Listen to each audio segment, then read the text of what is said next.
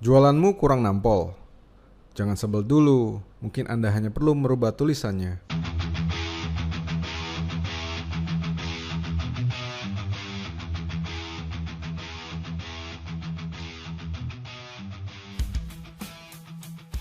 Copywriting adalah seni menjual melalui tulisan.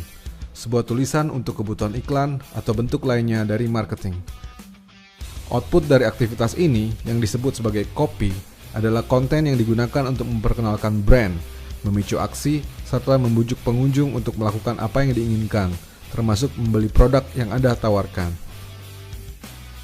Maka sebelum Anda berpikir untuk merubah landing page, traffic source, customer service, apalagi banting setir untuk buru-buru ganti produk, cobalah terlebih dahulu untuk merubah tulisannya. Faktanya, merubah tulisan adalah hal yang paling mudah dan murah yang dapat Anda lakukan ketimbang cara lainnya. Dan hanya dengan merubah kata, Anda dapat merubah hasil akhirnya. Itulah copywriting. Rumus sederhana dari copywriting adalah AIDCA, yaitu attention, perhatian. Tarik perhatian dengan sebuah headline yang menarik. Interest, minat. Ceritakan masalah dan beritahu jalan keluarnya. Desire, hasrat. Ciptakan keinginan yang dapat memenuhi kebutuhan emosional. Conviction, keyakinan. Ubah skeptisisme menjadi rasa percaya dengan testimonial, data statistik, dan lain sebagainya. Action, aksi.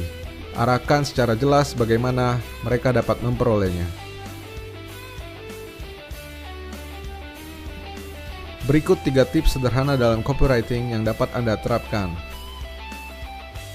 Pertama, fokus pada benefit, bukan fitur. Kesalahan utama dari setiap marketer adalah bagaimana mereka terlalu membanggakan dan menonjolkan fitur-fitur dari produk yang sedang dijual. Seorang penjual obat dapat menyebutkan, obat tidur X diekstrak dari akar langka pepohonan hutan Amazon, super eksklusif yang dikemas secara higienis dengan pengiriman kedap udara. Tapi siapa yang peduli? Bagaimana jika ia merubah kalimat penjualan menjadi seperti ini?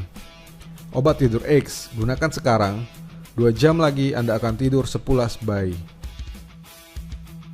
Tentu saja, orang yang sedang frustasi dengan masalah tidur akan lebih tertarik dengan penawaran ini.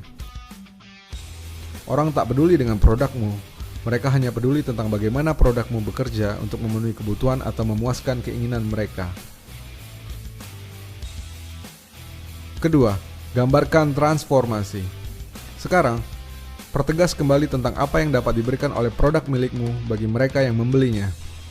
Ingat, alasan dibalik pembelian sebuah produk adalah transformasi, bukan produk itu sendiri. Kita tidak membeli kosmetik, kita membeli perhatian dan rasa sayang dari pacar atau suami atau istri. Kita tidak membeli alarm motor, kita memberi rasa aman saat harus meninggalkannya parkir.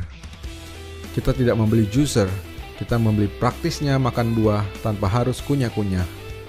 Kita tidak membeli Lamborghini, kita membeli gengsi ketika menyetirnya di jalan atau berkumpul dengan teman-teman. Kita tidak membeli bor, kita membeli lubang di tembok. Maka kenali produkmu dan sampaikan apa yang dapat diubahnya. Ketiga, buat cerita.